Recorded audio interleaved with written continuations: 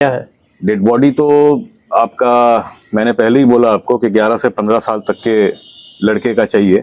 उसके विशेष हड्डी जो होता है उसी को लेके उसी में उसको बिठा के उसको सिद्ध किया जाता है, वचनबद्ध किया जाता है। 1.5 फुट या साधना अगर कोई साधक करता है तो क्या इसका कोई साइड इफेक्ट होता है? बहुत सारे साइड इफेक्ट हैं।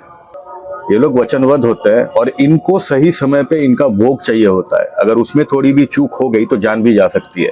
मतलब उसने जो बोला है मुझे ये चाहिए, तो सही वक्त पे अगर उसको नहीं दिया गया तो वो साधक को छोड़ेगा नहीं, साधक की जान तो जाएगी।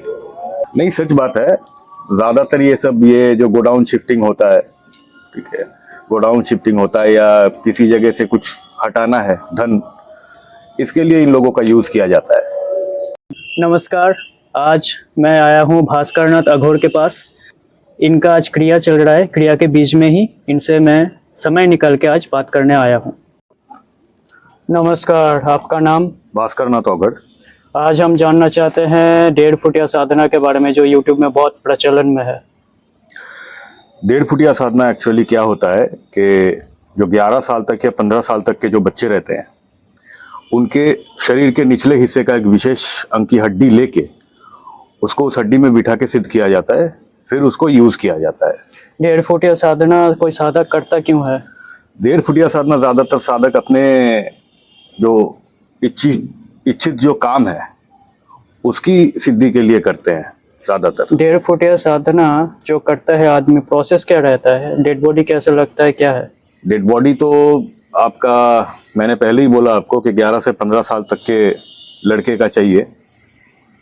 और दूसरा क्या होता है कि उसके विशेष हड्डी जो होता है उसी को लेके उसी में उसको बिठा के उसको सिद्ध किया जाता है, वचनबद्ध किया जाता है। 1.5 फुटिया साधना कितने दिन का होता है? 1.5 फुटिया साधना अभी देखिए वो तो गुरु के ऊपर निर्भर है जो दे रहा है। कोई 21 दिन देता है, कोई 41 दिन देता है। 1.5 फुटिया साधना अगर कोई साधक करता है तो क्या इसका कोई साइड इफेक्ट होता है? बहुत सारे साइड इफेक्ट हैं। जैसे आप उसको गलत काम तो पहले करवाओगे, ज्यादातर ये सब अच्छे काम तो करते नहीं है। गलत काम के लिए इन लोगों को यूज किया जाता है। फिर जितना आप गलत करवाओगे आपके साथ भी उतना गलत होगा। दूसरा, ये लोग वचनबद्ध होते हैं, और इनको सही समय पे इनका भोग चाहिए होता है। अगर उसमें थोड़ी भी चूक हो गई तो जान भी जा सकती है। 1.5 फुटिया का भोग क्या लगता है? 1.5 फुटिया का भोग अभी तो वो जो आएगा, वो जो वचनबद्ध होगा वो खुद बोलेगा कि मुझे ये चाहिए। अगर ऐसा हुआ कि 1.5 फुटिया या साधक को कोई भोग बोला, साधक देने में असमर्थ हुआ, तब क्या होगा? अगर वो देने में असफल रहा तो उसका काल निश्चित है। मतलब ये कि जब ये लोग लालच पे काम करते हैं, अगर उसका वो मतलब उसने जो बोला है मुझे ये चाहिए, तो सही वक्त पे अगर उसको नहीं दिया गया तो वो साधक को छोड़ेगा नहीं, साधक की जान तो जाएगी।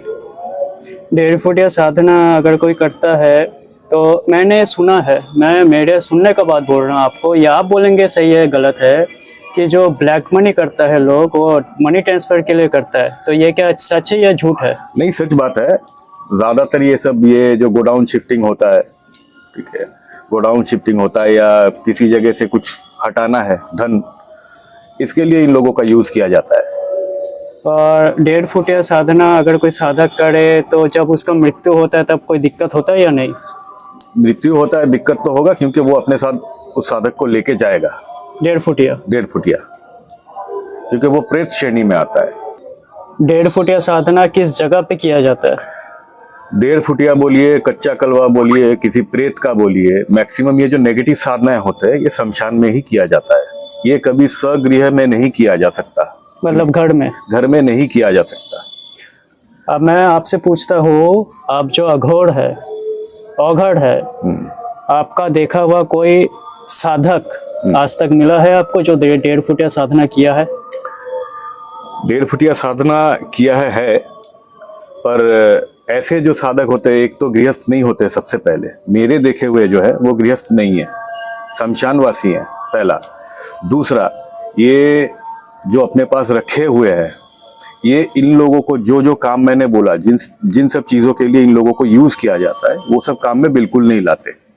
हाँ, कुछ विशेष क्रिया रहते हैं जिसमें इनकी ज़रूरत होती है, तो उन्हीं चीज़ों के लिए सिर्फ अपने बच्चे जैसे इन लोगों को उन्होंने रखा हुआ है। 1.5 फुटिया साधना अगर कोई कर रहा है तो उसके लिए आपका राय क्या है? उसके लिए मेरा राय यही रहेगा, सबसे पहले तो अपने कर्म खराब मत करो। दूसरा है कि थोड़े धन के लालच में एक जो निष्पाप है उसको पापी मत बनाओ, क्योंकि किसी के घर से चुरा के लाना भी एक पाप होता है, ठीक है। और दूसरा, खुद की जो मुक्ति है उसमें भी बाधा खुद मत बनो। आपने इतना समय दिया, आपको धन्यवाद। अगर कोई साधक आपसे साधना सीखना चाहते हैं तो कैसे आपके पास आएगा? फेसबुक में भास्कर नाथ नाम से मेरा प्रोफाइल है, उसमें लोग मेरे से कांटेक्ट कर सकते हैं और वीडियो के डिस्क्रिप्शन में मेरा नंबर दिया हुआ रहेगा। धन्यवाद आपको।